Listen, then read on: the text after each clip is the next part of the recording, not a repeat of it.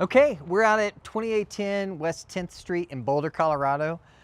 This is a pop top that we're doing up a second level to really take advantage of some amazing views of the Flatirons. So we put our master deck out here. It's gonna have a beautiful walkout. Every morning you'll be able to get up and enjoy a cup of coffee and see the Flatirons. So we'll walk on in. Other things that are happening on here, new front porch, and then a wraparound deck, and let's go come in and take a look at the inside. Okay, so you'll see we're on the inside now. This did have 8-foot ceilings. We raised the ceiling by 2 feet. We're up to 10 foot in this space. Really cool open living space. We've added new fireplace in here.